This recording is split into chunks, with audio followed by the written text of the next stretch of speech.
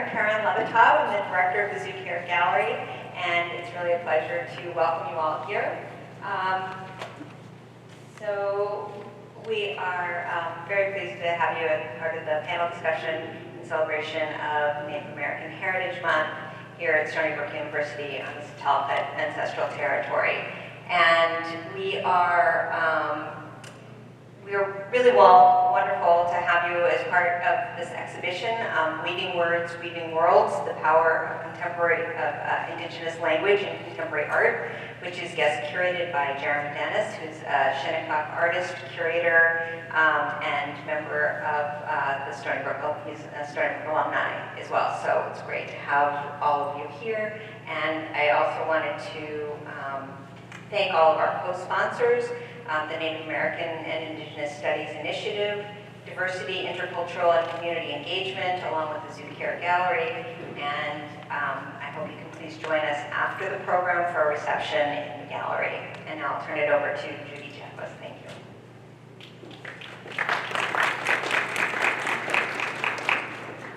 Good afternoon, everyone.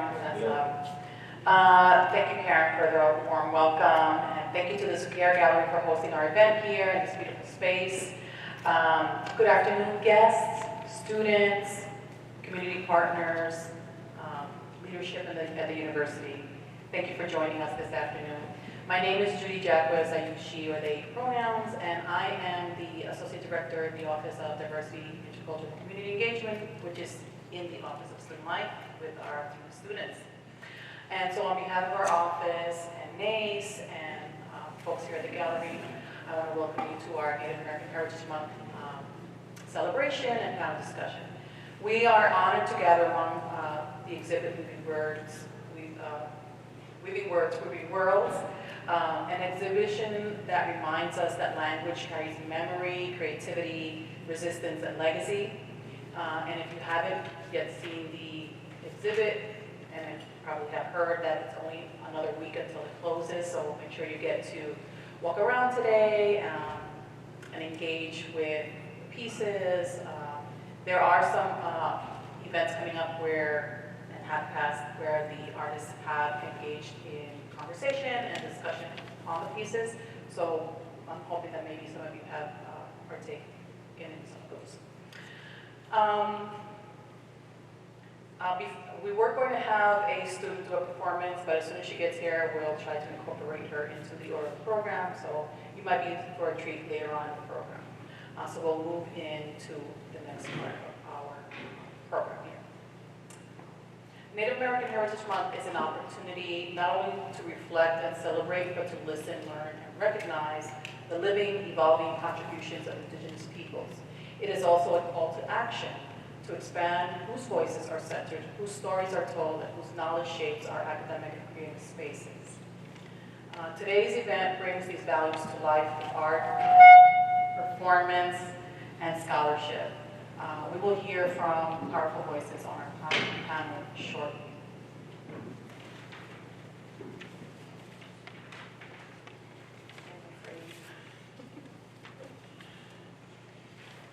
It is now my honor to introduce the moderator for today's panel discussion, Professor Joseph Pierce, who is an associate professor in the Department of Hispanic Languages and Literature and the founding director of the Native American Indigenous Studies Initiative here at Stony Brook University. I think it's been since 2024 or spring, last spring? He'll tell you. He'll tell you. It's been a labor of love, I'm sure, that's been long awaited, and it's finally here at the university. We're really proud of that. He recently served as a scholar in the scholar in residence at the Museum of Modern Art in New York City this past 2024-2025 academic year. So we did a lot of our planning conversations over Zoom and, get me updated about his time there, and that was very exciting. Dr. Pierce is the author of Argentine Intimacies, Queer Kinship in an Age of Splendor, and his recently released book, Speculative Relations, Indigenous Worldview and Repair. He's going to have an event coming up soon, featuring his book at Southampton, actually, and there's a slide that will feature that. In his new book, Dr. Pierce considers the possibilities of indigenous relational practices as a means of repairing historic harm.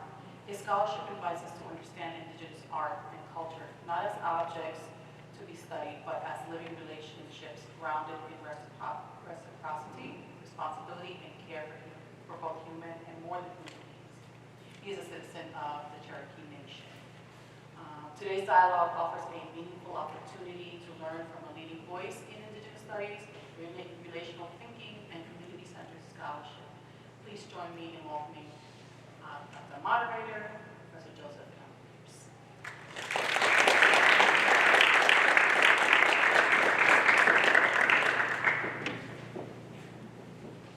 Wow. It's so great to see all of you people here. I want to start out by expressing my gratitude. If you are here, we'd like to give you a gift. There are some envelopes on chairs. If you'd like one, you can have one. If there's not enough, come see me afterwards and I'll give you another one. These are postcards that our faculty, as well as Jeremy Dennis, crafted as a way of telling you more about who we are, where we come from, and what we're about. And the panel today is also about who we are, where we come from, and what we're about. And I'm going to invite all of us to sit down, and I'm going to get back to where we're talking, but I will just say finally that it's really great for us to be having all of these new faculty members here. When I first arrived to Stony Brook 12 years ago, this would have been impossible. It would have been unthinkable. And now not only is it thinkable, but it's happening. So that's happening because of you and because all of you are here as well. So thank you for being here. And we're going to come up to the stage and then we're going to carry on with the conversation. Thanks.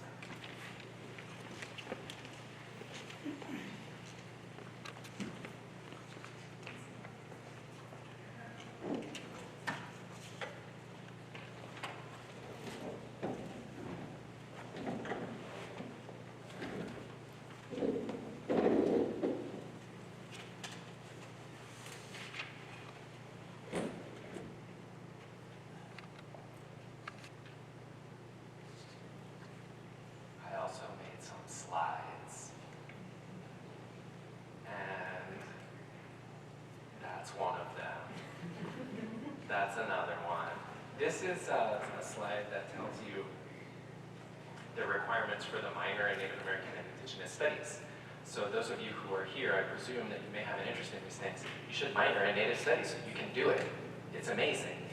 And you can take classes with all of us. And the last slide that I will share with you is one of the images from the postcards that we're giving as gifts. This is the one that was contributed by Jeremy Dennis, the curator of this show, who's a citizen of Shinnecock Nation. And he's describing the Shinnecock Community Center and providing a photograph of that as well. So I want to remind all of us of our location and our relatives. And as we carry on with the conversation, I'll be just briefly introducing the rest of the faculty here.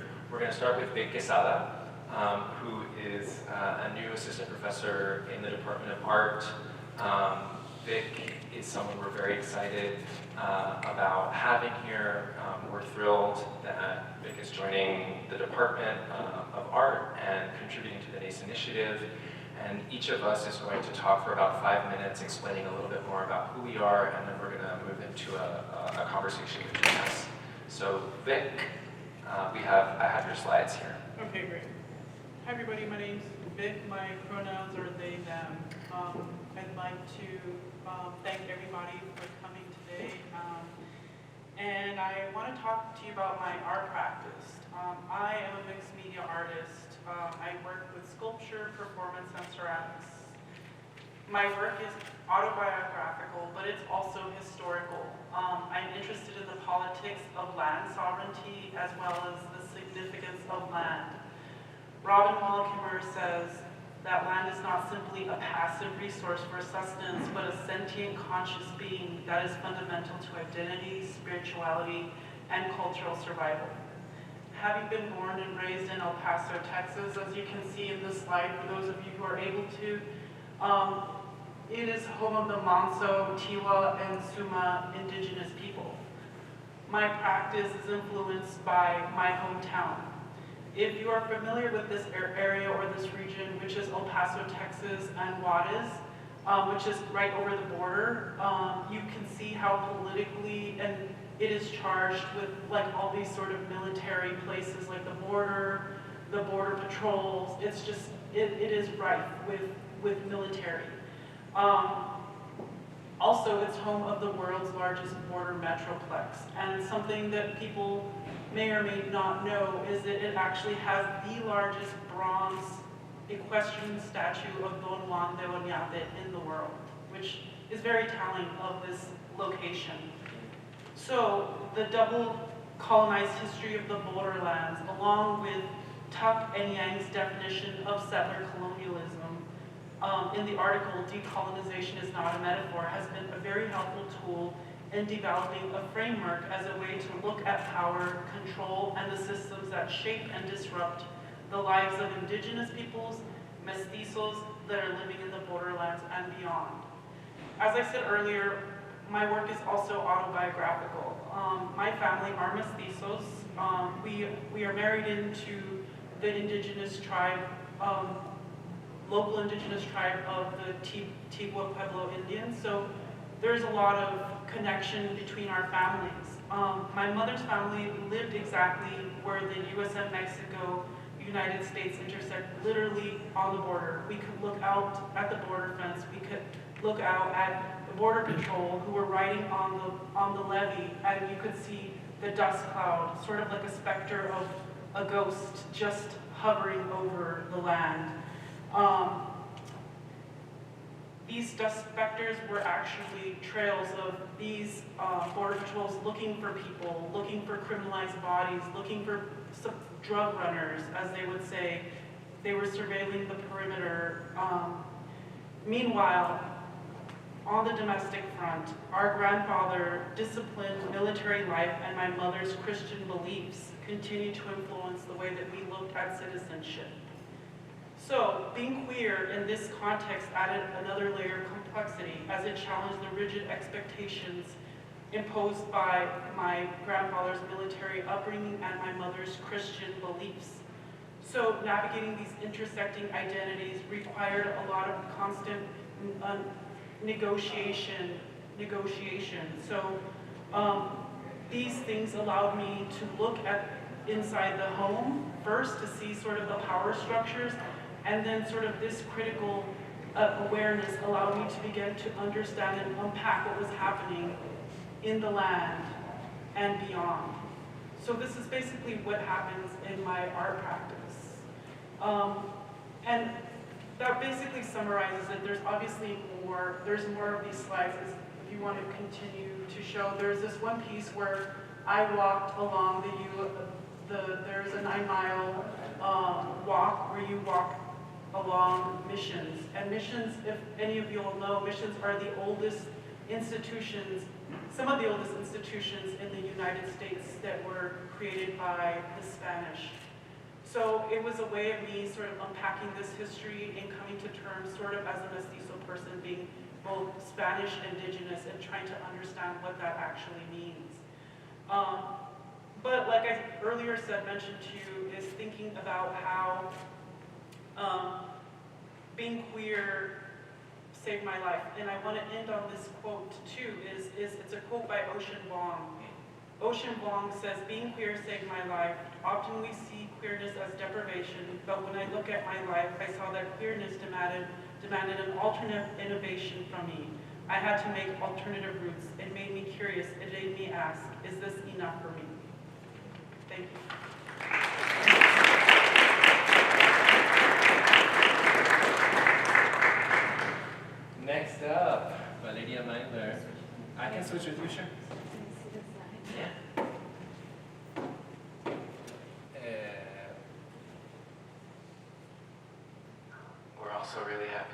delegates here coming all the way from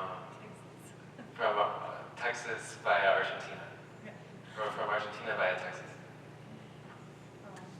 Okay, thank you everybody for coming. I'm very excited to be joining NICE, but also incredibly excited to be talking about my work at this exhibition. I'm going to tell you a little bit about the project that I've been working in, and which very much relates to weaving words, weaving worlds. I'm working on a project that's called In Defense of the Land, Biodiversity and Linguistic Diversity in 21st Century Poetry of Ayala, where I'm basically trying to argue for the importance of fighting eco-colonialism and acoustic colonialism, which are two interrelated phenomena. And so this project started as a public facing project in which we, together with some colleagues, started editing a series of anthologies of plurilingual poetry. The idea is to map all of Ayala through 6 volumes. And we have so far edited these 2, one that centers in the Southern Cone and another one that centers in Mesoamerica. And all the poets that we have anthologized are poets that are working plurilingually and many times across colonial and indigenous languages and arguing for new modes of, or ancient ancestral modes of protecting the land. And I think that poetry has become a really important place for both fighting against ecocide and the killing of languages. And this project is in dialogue with a lot of the poets, and we are currently working in a new volume that's devoted to the Amazon rainforest. They're all transnational projects. And we are planning on doing another one on the Andean region, one on the Guianas and the Caribbean, and the last one on Turtle Island. And I'm really excited about working with the Algonquian Revitalization Project here on campus to edit that last volume.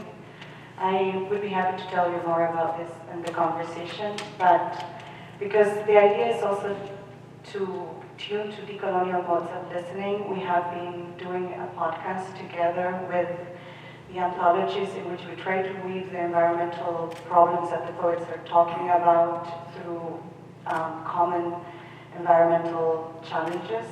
This is the first season of the podcast, which was crafted around the first one of the anthologies. And we have just come out with the second season, and so I want to invite those of you who speak in Spanish to listen to it. There are interviews with different indigenous poets, and they are more organized around the defense of the land, ancestral voices, and collective bodies. And finally, I want to invite you all to join to follow the project. We try to create dialogues with audiences outside of academia, and our Instagram account has actually been a really powerful place to do that. Also to put languages out there, like you always have to confront the indigenous language before and then swipe to see the second slide to see the translation of what it means, as a way to also invite us to think about what other languages there are besides the colonial languages that we usually listen to and read. And I really hope that NICE would be, I have no doubts that NICE would be a great place to carry on this project and to be in dialogue with my colleagues. And also, yes, to be in dialogue with the students and with other people who work here on campus. Thank you so much for listening.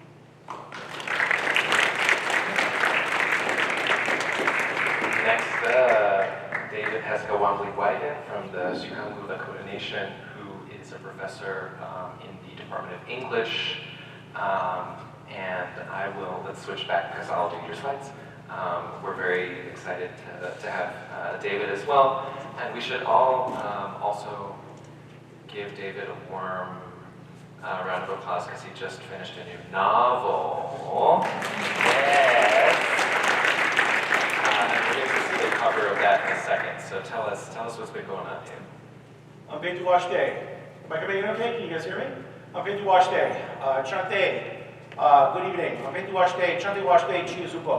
I greet you tonight with a good heart. I'm an enrolled citizen of the Sichangu Lakota Nation. In English, that is the Rosebud Sioux Tribe from South Central South Dakota.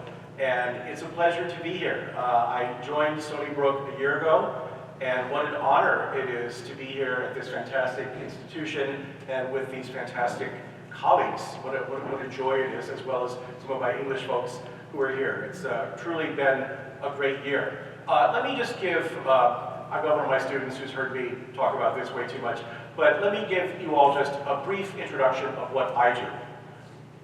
I am a writer, and I believe in the power of narrative to change society. I believe that stories can change the world, and that's what I do. I write, and I do a little scholarship here and there, and let me tell you a little bit about my work and its impact. You want to switch it? Is this the new one? Oh, okay. All right. So this is, I see what we've got here. This is actually a cover reveal because you all are the first people, except for my editor at HarperCollins, to see this.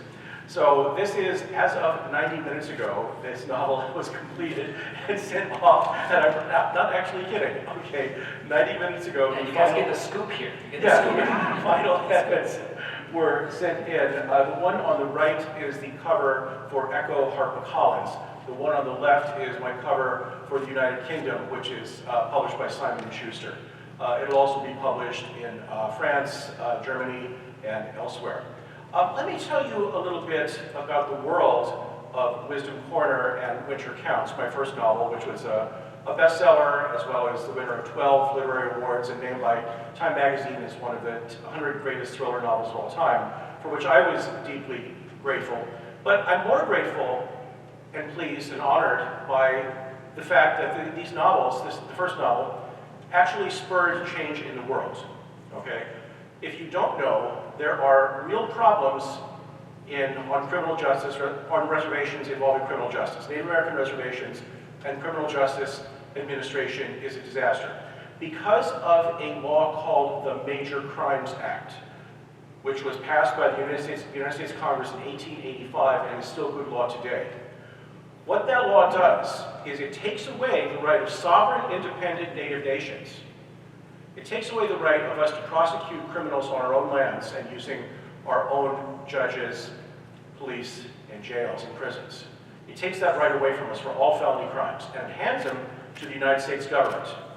So whenever a felony crime is committed on Native American reservations, our people cannot prosecute those crimes. We must call in the FBI and the U.S. Attorney's offices.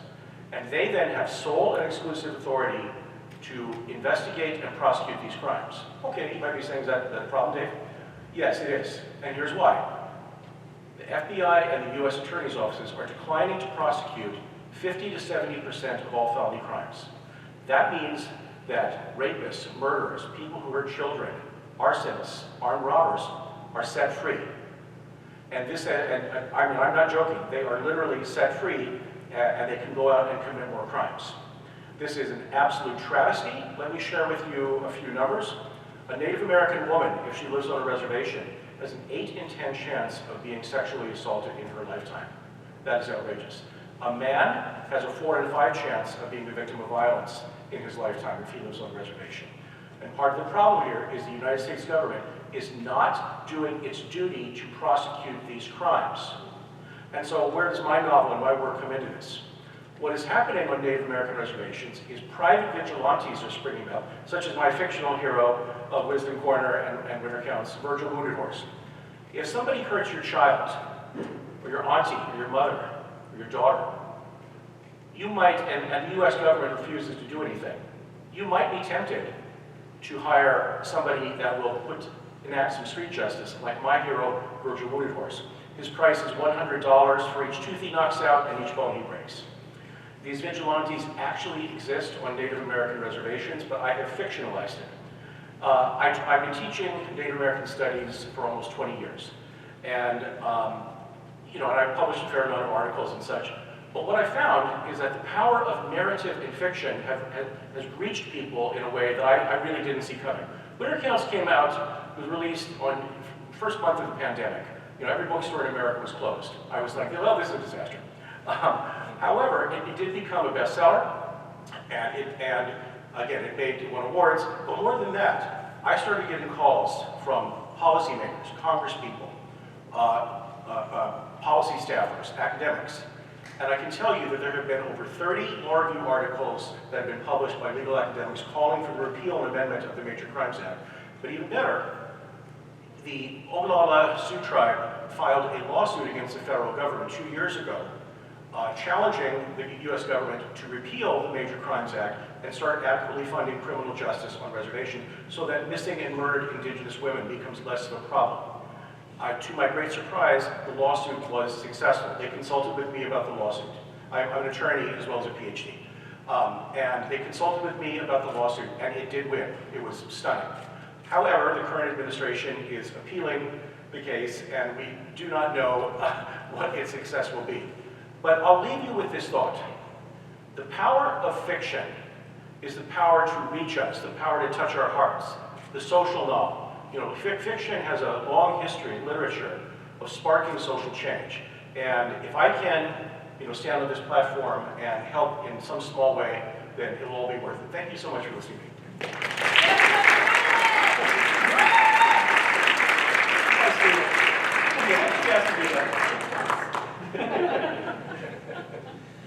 And rounding out our quartet for the evening is Darcy Evans, who's a member of the Quartz Valley Indian Reservation and an assistant professor in the Department of Anthropology. Darcy has been working around issues of environmental import and has been one of the key figures in helping bring some of those issues to light on campus from an Indigenous perspective. And we're also very grateful for your presence here today. Aiki, Darcy Nathuti, na Karukwa Adad, Adadadi ni Apumiti. So hello everyone, I just introduced myself in the Karuk language by saying hello, my name is Darcy.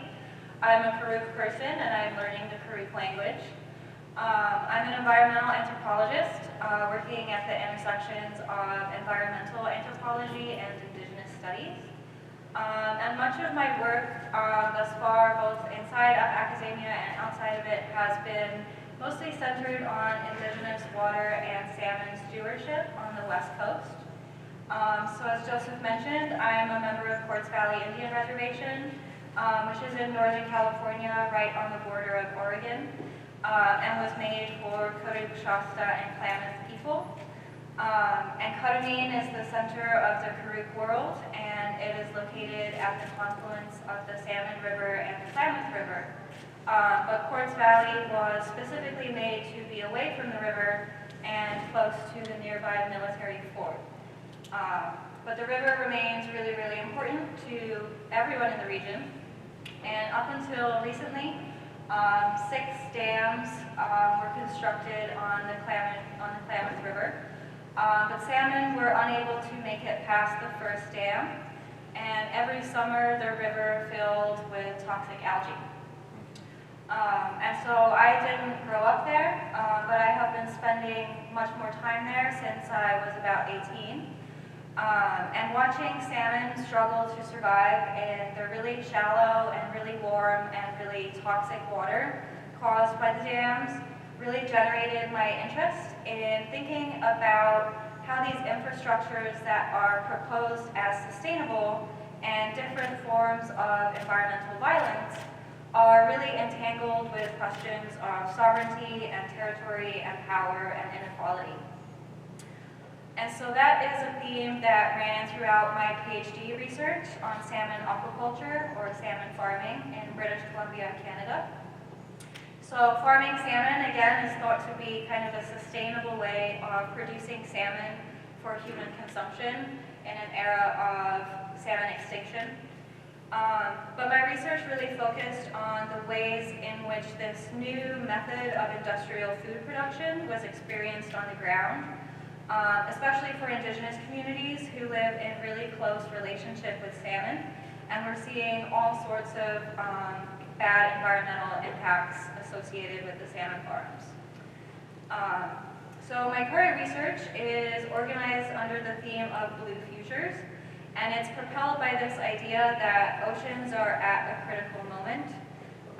So industries like aquaculture, offshore energy, carbon capture technologies, seabed mining are all kind of proposed as solutions for moving towards a more sustainable, green, ocean-centric future. However, in many places that are leaders of this blue development, from Norway to New Zealand to here on Long Island, coastal waterscapes are subject to pre-existing forms of indigenous sovereignty and stewardship. And so I'm looking at how these efforts to grow ocean-based economies are impacting coastal communities and how they intersect with indigenous movements to reclaim the sea as ancestral territory.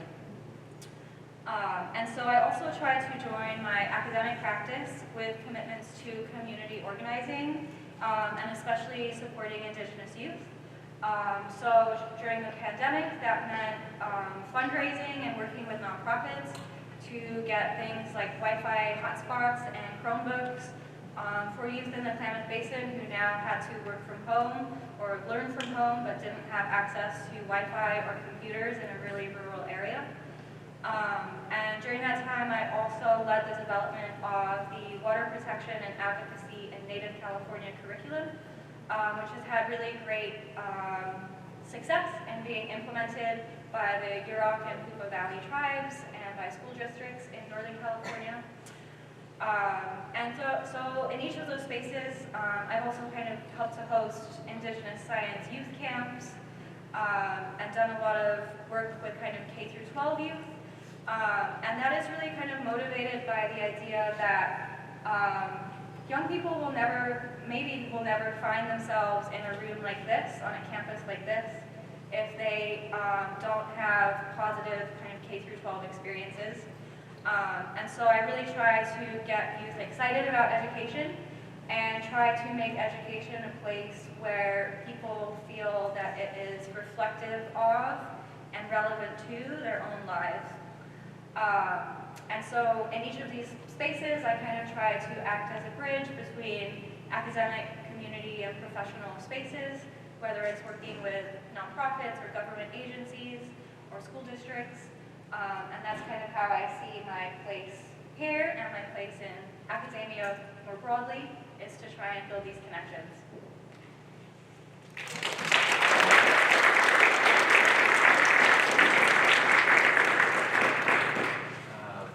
Thank you all for that. I also see that we've recently been joined by some distinguished guests, Helen Sells and Monique Fitzgerald, who are two of the leaders of the Settlecot Nation on whose territory we are situated today. So please join me in welcoming Helen and Monique as well.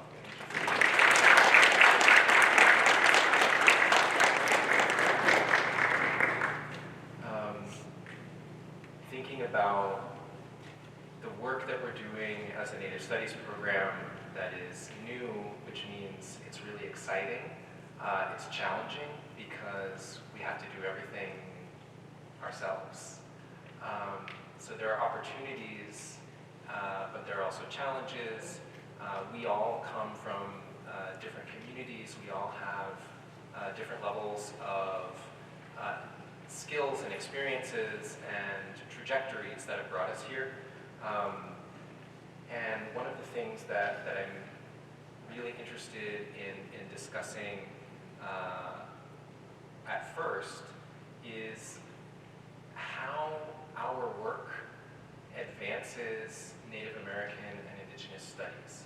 How are things like understanding border regions, understanding eco-colonialism, understanding environmental violence and legal protections for Indigenous communities, jurisdictions.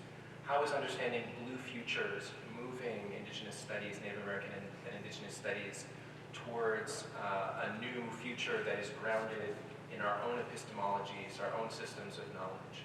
One of the things that, that we are trying to do as a Native Studies initiative is to center Indigenous knowledge. Our basis is Indigenous knowledge systems.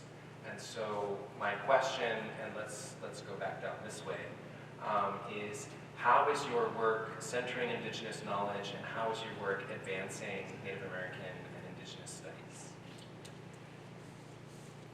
Thank you so much for that question and for bringing all our work together so beautifully, Johnson. I was trained in what is now called the environmental humanities, and I'm a land Americanist. And as I was learning the field, I started to realize that there was this very problematic premise in the field, which was that we were starting to work with a lot of Indigenous epistemologies, but we weren't using them. That though we thought that all these philosophers and thinkers and practitioners from Latin America that came from Indigenous communities were giving us a lot of the answers that we needed to think about to move past this climate predicament. A lot of the work that we were applying those epistemologies to was done in colonial languages. We were still thinking about literatures primarily written in Spanish and Portuguese and English. And so this project that I started began as a true need to engage with language as a fundamental part of how those epistemologies come into being, and creating sustained dialogue from what is a settler perspective, right? And understanding that positionality. And I think that the way that it tries to advance Indigenous studies and the field of Native American studies is by creating access. Like all these books are being published in Argentina, which is not known for being a particularly revisionist historical space. Like, and there's still a quite like stagnant idea of our history, which is based on the myth of racial democracy. And these books are being published not in a publishing house that publishes primarily books in Indigenous languages, but in Spanish. And I thought that was a really interesting intervention, too, that to create equal ground for these poets to circulate and to be read. And the dialogues with the poets themselves have been incredible, and a lot of these relationships that we have been building carry on, and we've translated their work into English. Most of them work bilingually in their language and Spanish, or are translated into Spanish. And we've been translating them into English. We've created, well, the anthologies for the circulation. We created a lot of public programming. And I think that something that is beautiful about this field is that it creates a lot of, that one of its premises is collaboration. Yeah, and I think that change has to be done together in that way. So I'll say that.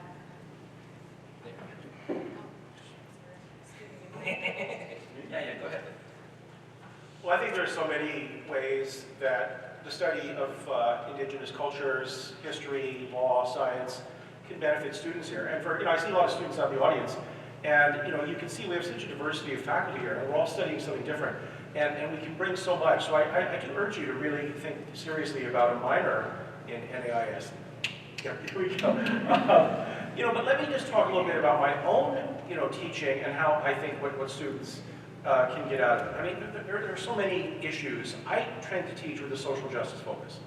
I find that students, or people, when I speak at various events, are stunned to learn various things about our history in America. For example, the fact that Native American spirituality, Native American religion, was made a criminal offense until 1978. It was criminalized, punishable by 5 years in prison. I want to say that again. Native American spirituality, this is not well known, was made a criminal offense, and it was enforced until the year 1978. That is outrageous. And, people like, Dave, this is crazy. What about the First Amendment, right? Freedom of religion, right? And I have to explain that the Constitution is aspirational, okay? It's something we're striving towards. It's not, actually real, or what, for at least for Native Americans and other oppressed groups, And when I express this to people, they're absolutely stunned. And I think it motivates them to go out and in the world, even if they don't do anything else with Native American studies in their life, they're armed with this knowledge to be better citizens. But one way that I think indigenous knowledge can really help push the boundaries of all knowledge forward, I'll just talk about one thing that I lecture on, and that's the conception of indigenous justice. Indigenous justice has a different paradigm than Western European justice. Western European justice is based upon sanctions, right? Sanctions, harm, we punish people, we go to prison. But Native justice, traditionally, has come from a different mindset, and that is restitution, reparations, wholeness, making people whole. And in my classes, we spend some time on that. And this is not just an academic exercise, though. There are, in fact, a number of courts, both on tribal nations, that are installing what we call wellness courts. They're using these principles, but some American courts as well are starting to come around to the idea that perhaps not everything has to be punishment-based. That for some offenses, drug offenses, maybe family law cases, we can bring mediation. It's called ADR, Alternative Dispute Resolution, in the legal world. But guess what? It was a big thing about 30 years ago. Natives, we've been doing it for hundreds of years, if not thousands. Okay, and the American world can gain from our indigenous knowledge. So those are just a couple of nuggets that hopefully will whet your appetite. Yeah, thirsty. David, you took the words right out of my mouth. I just really do want to reiterate that no matter what you're interested in, whether it's law and U.S. government or climate change and the environment or art and literature, Native American studies has something to offer all of these different disciplines. It's kind of inherently interdisciplinary by nature. And so is anthropology, and that's kind of why I love both of these fields so much. In terms of my own work, I really like thinking about kind of Native American studies and the sea. So historically, I'm sure many of us in this room are aware that kind of the landscapes of North America were thought to be empty and uncultivated at the time of colonization, and that kind of gave credence to colonization.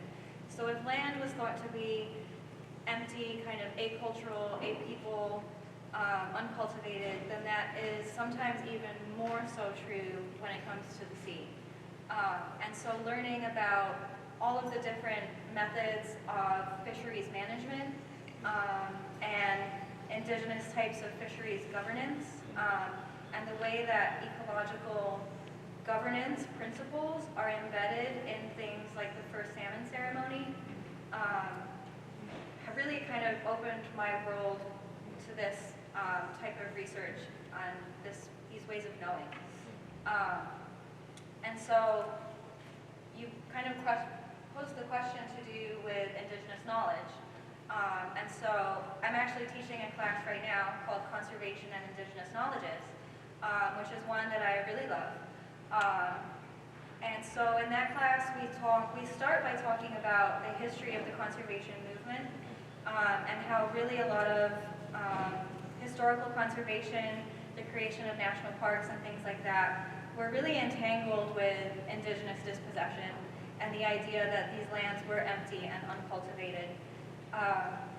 But then we turn to look at cultural fire and the types of knowledge that are needed in order to conduct a cultural fire to grow hazelnut, to be able to make baskets. we talk about the first salmon ceremony and how the bones of the salmon are returned to the river or the ocean. And that not only is a great ecological mechanism for recycling nutrients, but it also acts as a guide for future salmon to continue returning. We talk about food sovereignty and food practices like the beans and the squash that grow together and help each other grow along the way. And then in contrast to those kind of histories of conservation based on dispossession, we look at management plans created specifically by indigenous nations for indigenous protected areas, and how when a protected area is made by and for indigenous people, how that changes the conservation and the management of that place. And so that's just a little bit in terms of the research side, but also the teaching side, in terms of how I see myself as advancing MAKES, and also kind of centering indigenous knowledges throughout. Hi. So the way that I advance indigenous knowledge is what I do as part of my practice is I continuously am looking at the archive. And what does the archive mean? The archive means different things. One, an archive is a set of books here in the library, but also there is different forms of knowledge. There is knowledge transmitted through stories. There's knowledge transmitted through songs. There's knowledge transmitted through even this art. I mean, it is everywhere. And what I like to do is I like to sort of glean all this information. And what art helps me, it allows for me to construct these sort of narratives in the works. Recently, one of my most recent works was I created I bought a massive lawnmower. It was a commercial lawnmower that I bought, and the commercial lawnmower was John Deere. And the reason why I went with a John Deere is because John Deere, if any of you know, was actually one of the first, it was one of the first farming implements in the United States. It actually helped with westward expansion.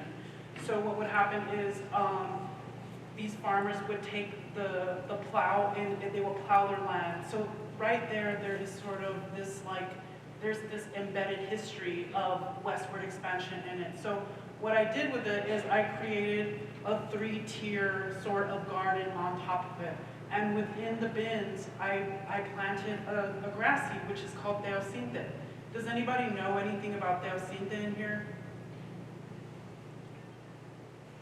Yep, I do. Okay, what do you know? Okay, so my wife is a researcher. She does plant transformation, and teosinte was one of the ancestors of maize, current maize. Okay, great. So teosinte actually is it's a grass. It's a grass that was planted in central Mexico, but this grass is like over 6,000 years old. Well, what indigenous people, indigenous technologies, took this grain and began to transform it into what we know as corn. So it was biologically engineered. Like, how many of you know that 6,000 years ago, indigenous people were biologically engineering crops? And that is what Native American indigenous studies can do for you. It's like I think, and there's so much more information out there that we are now knowing and finding out. And through this department, this is where you can learn these kinds of information. But anyways, going on, this corn is actually the most important grain globally. Like, we use it for fuel, we use it for feed, we use it to feed all of us. It's in lotions, it's in yogurt. So that's sort of the things I do in my class. Yeah. But also, what I do in my class too is I actually have students, I really want them to consider what unlearning looks like. And I think that that's the way that I conduct my class. And it's very experimental and fun, and yeah, that's about it. Love that. I'll take one moment to say perhaps one thing from my practice that's related. I'm teaching a graduate seminar this semester on the color red. Red is typically understood as a racialized skin tone, right? Indians are red and everybody knows that. But what if we didn't know that? Or what if we questioned that? And starting to question what redness means led me in my own research and also in the graduate seminar for us to talk about another indigenous technology, which is the cultivation of the insect cochineal, which is a small insect that grows on cactus that was domesticated by the Aztecs thousands of years ago. And so that a wild parasitic insect became a domesticated crop, essentially, that was used to create textile dyes, makeups. Aztec women used to paint their teeth red, and that was a form of bodily adornment. Then the Spanish came and started using cochineal as a commodity. They turned it into a commodity, and it became the second most valuable export after silver. So you have silver as the most valuable export from New Spain. After that, it wasn't gold, it was cochineal, because it was such a valuable commodity in Venetian textile guilds that was dyeing the robes of the Pope and the cardinals. So this is another way in which indigenous technology informs how we understand the color red. Red became a powerful color only because indigenous people had domesticated an insect thousands of years ago. Otherwise, it would have been purple. The color of the Pope's robes were purple up until cochineal became the better textile dye. And this is not coincidental, right? This is because indigenous people had this knowledge. So at this point, I think we can continue to have a conversation, but one of the things we really wanted to do, since we do have people here from different classes and from the community, is allow time for a conversation. So if you have a question, Rosanna will bring a mic to you and you can ask us a question, and we'll try to carry on a conversation with you as well. Thank you.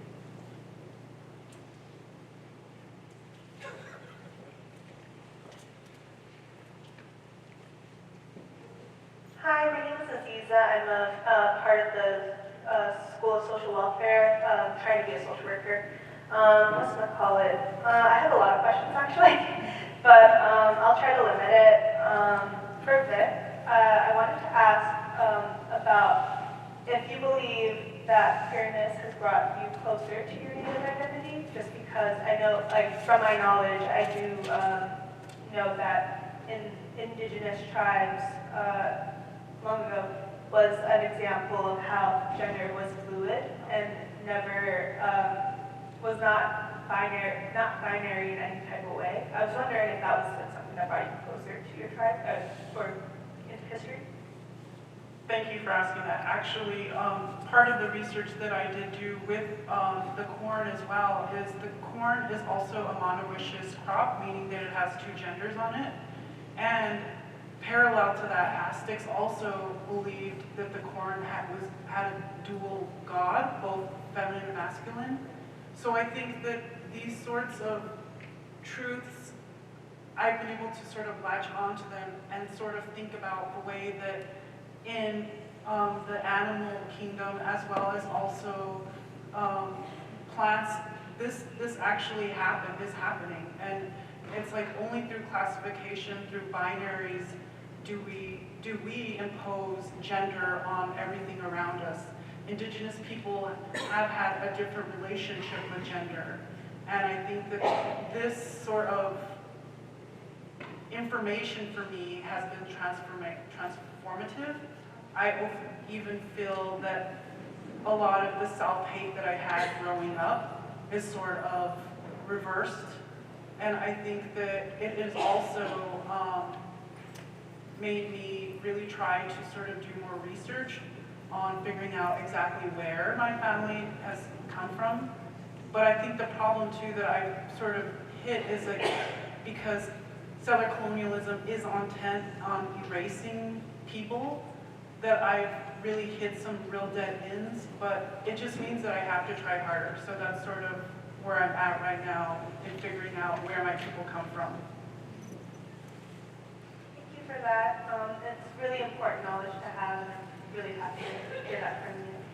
And then I had another question. I know a couple of you were sharing your novels, not novels, both novels and like literature in general.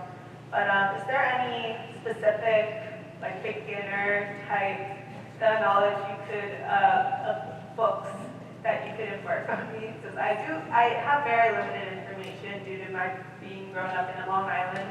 Long Island is not known for indigenous knowledge at all. Well, at least in my town.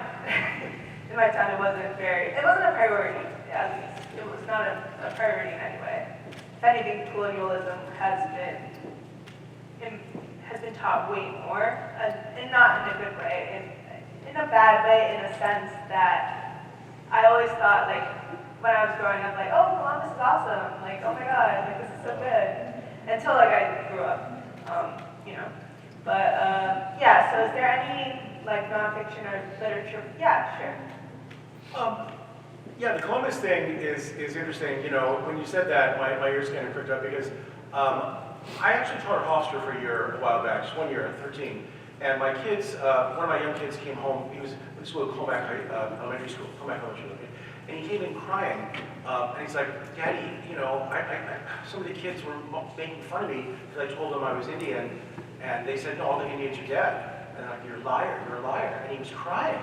You know, my son David, and I had to say, well, you know, and they said Columbus was a good guy, something like this. And then my younger son Sasha had a unit at another school about, again, Columbus and what a good man he was, and that he made friends and took them back to Europe. And you know, if by friends, if you mean slaves, you know, then sure, you know, that would work out well. So yeah, you know, so you know, these are issues that, you know, this isn't like 20 years ago or 50 years ago that this Columbus stuff is loving.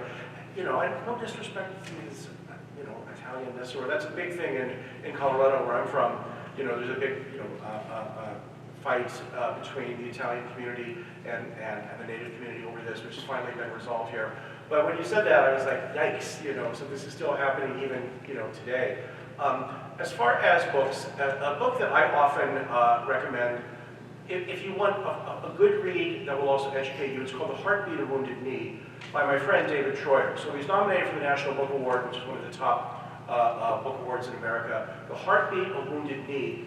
It's a history, but it's also a memoir of sorts. It's readable, it's great, and you'll walk away from that book just knowing a lot. It is very, very readable. So that's the one. I mean, there are a whole bunch of like really important histories coming out right now. Ned Blackhawk at Yale just won the National Book Award for, you know, but this book, it's dense. It's you know, 500, 700 pages long.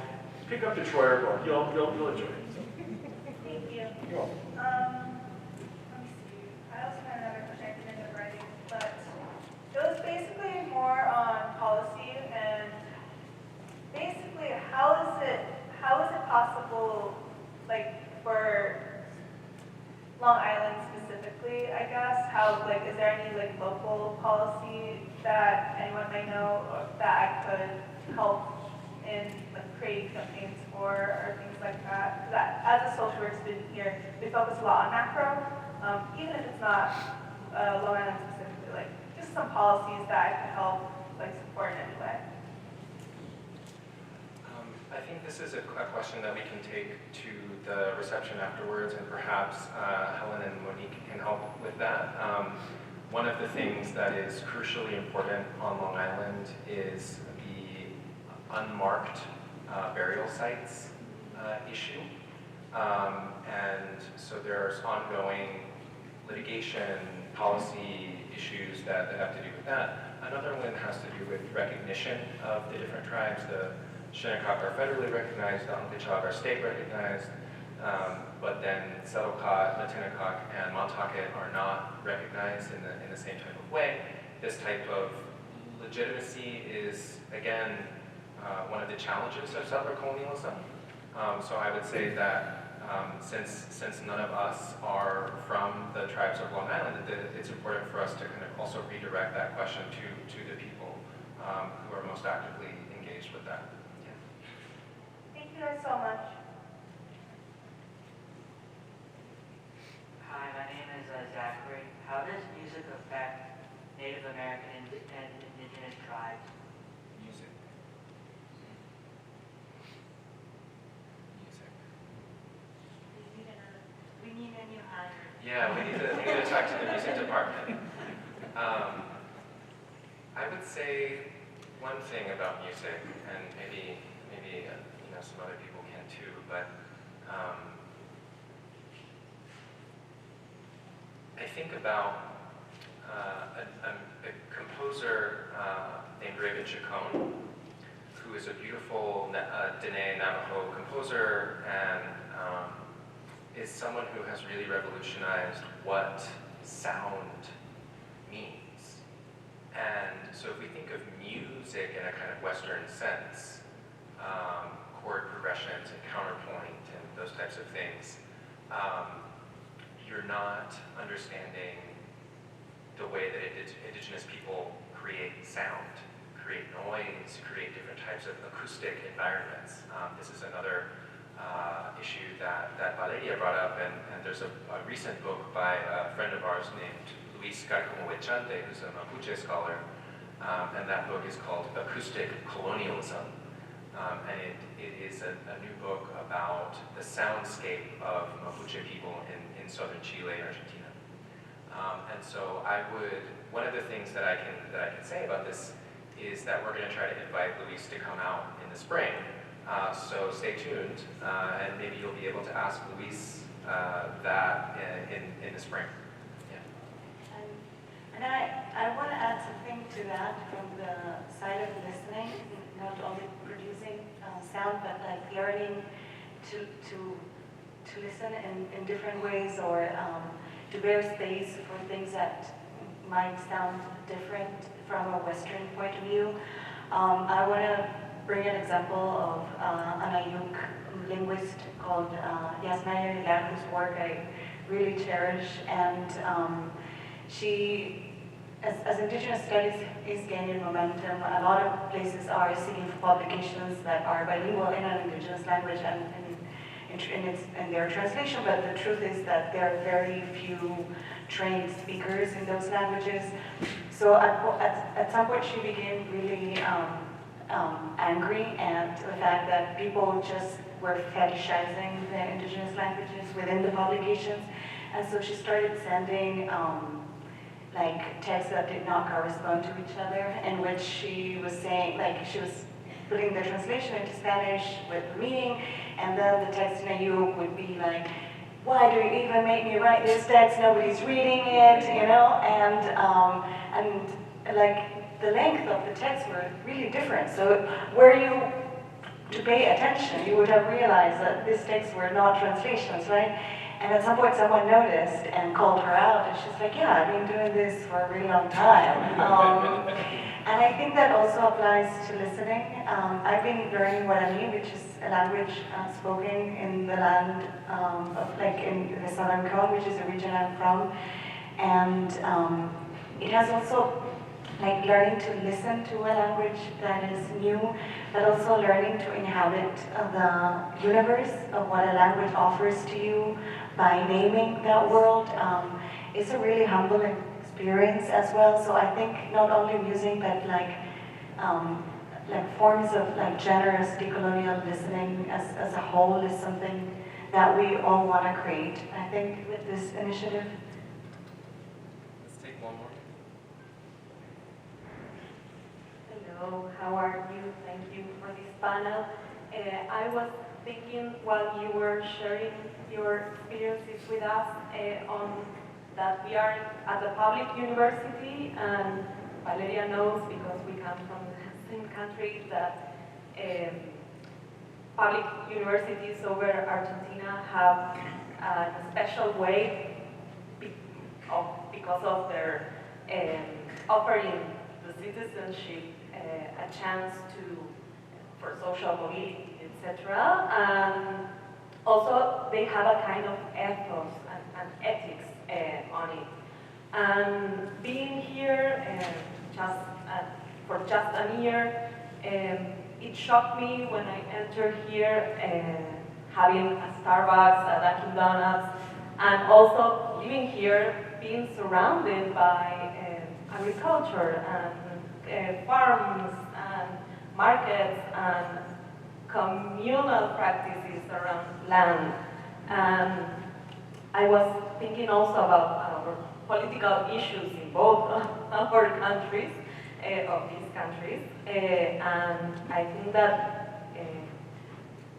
one can attribute this the rise of fascism also to the big gap that is that public institutions such as universities, such as museums and others, with the surroundings. That I believe that this university is an island inside an island with their suburban neighbors and their wealth, etc.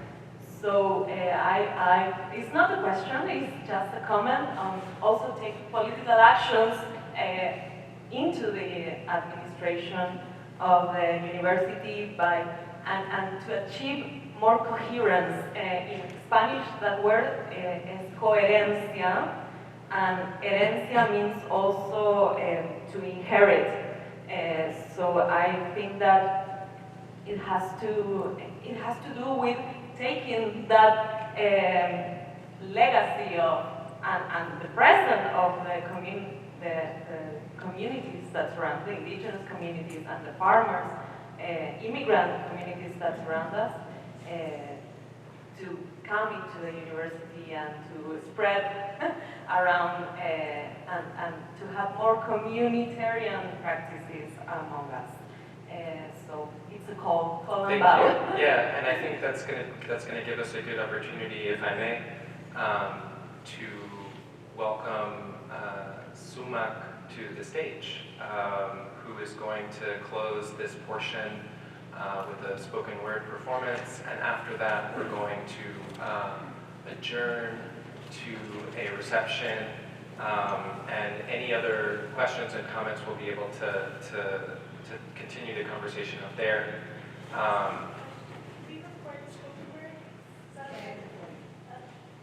So please join me in welcoming Sumak to the stage.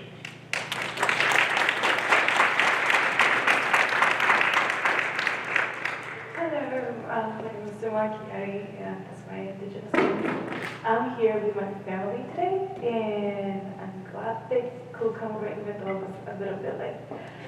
So the past couple of months, I spent my time in community. I live in New York City, so I spend my time with the Indian community. For a long time, I felt like I was by myself. Like, I didn't know that there were individuals like me who came from countries like Peru, Ecuador, and had taken such root into their indigenous community, or indigenous traditions as I did before. And, well, it's been great. I went to different events in the city. I went to the indigenous hip hop festival. I don't know if any of you heard of that, but it was a really, really, really it was a really emotional time spent with our relatives and how our communities have finally come to face each other. So I wrote this, and this is a letter to our relatives in the north from someone who is Quechua, and my family is Quechua as well. And he goes, "The time of the eagle and the condor has come. The prophecy is being fulfilled. We are still here, in fragments, yet still alive. The indigenous people of Avellada, descendants of mountains, rivers, and forests. Our histories are pieces of cultures dispersed and reshaped by colonization. Some practices have been run lost to shame. Some we still carry with pride by the blood and resilience of our ancestors. And this is the prophecy of the condor and the eagle. The condor comes from the Andes, the eagle comes from the north.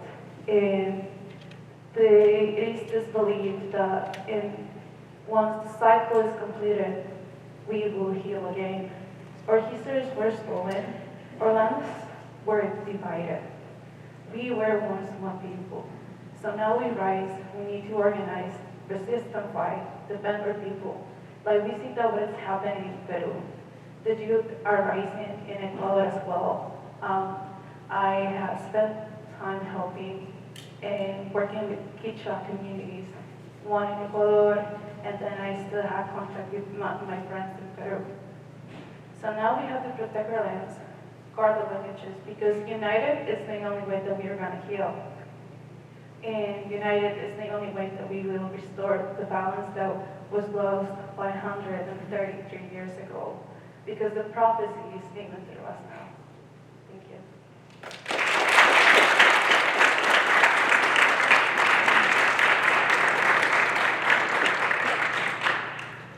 Thank you. Just a little bit more about, very quickly, I met Samantha a few years ago when she came to me expressing interest to create an Indigenous student organization, one that would celebrate Native culture, but also Indigenous identities on a global level.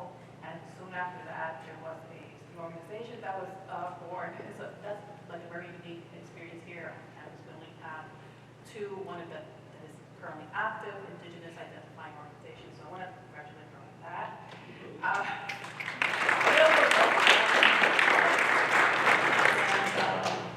I'm hoping that we will, I don't know, I guess I'm that we will celebrate many of your successes in the near future.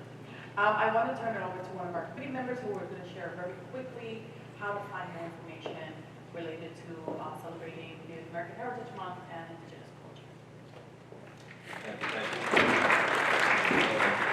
So hello everyone, just to introduce myself, my name is Quentin Kane Jeffers, but I'm a residence hall director in Schaumburg and West Communities. It's very nice to be here.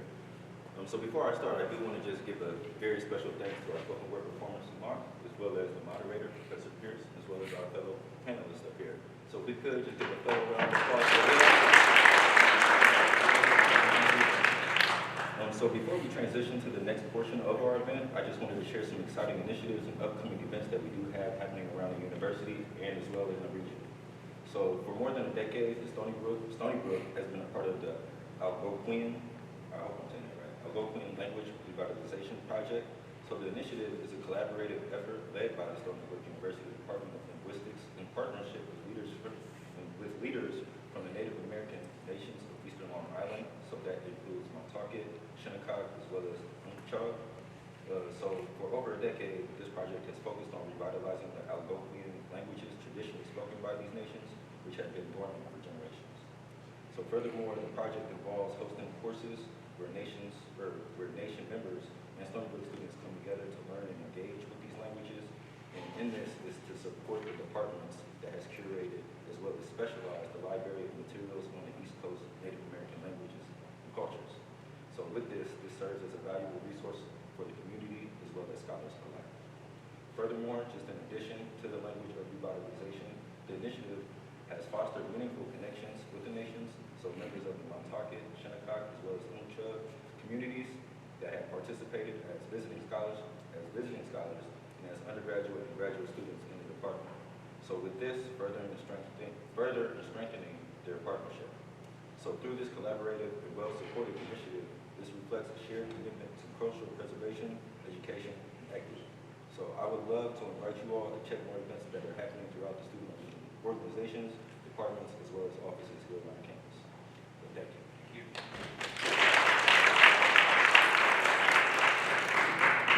We have some slides that will progress while I'm doing my closing remarks so that we can get to our reception. I wanted to thank you all for joining us today and for sharing this space with us as we celebrate Native American Heritage Month at Stony Brook University. Before we conclude, I also wanted to take a moment to acknowledge those whose leadership, vision, and collaboration made today possible. First, thank you to our 2025 Native American Heritage Month Planning Committee, including myself, Joseph Pierce, Rosanna Catone, Karen Leviton, Vincent James Jeffers, and one of our graduates, I don't know if he's here, Sixto Tavares Lopez, who is actually the president of SACNAS, which is our Society for the Advancement of Chicano, Hispanic, and Native students, mostly in science, but students. We'd also like to extend our gratitude to our institutional partners for their essential support and collaboration. Mentioned many times, the Native American Indigenous Studies Initiative, our Office of Diversity and Culture and Community Engagement, and also a special thanks to Campus Stony for curating a special menu today. One of the events that they're having is every Wednesday. They have a special dinner inspired by indigenous cuisine in Eastside and Westside Dining. So if you happen to end up there, check it out. And as we close, we encourage you to stay connected, to continue learning, listening, and seeking opportunities to support indigenous communities, both here at Stony Brook and beyond. This work does not live in a single month. It lives in the relationships that we build, the knowledge that we share, and the action we take going forward. I want to invite you to please enjoy our reception, explore the exhibit, and have a wonderful rest of your evening. Thank you.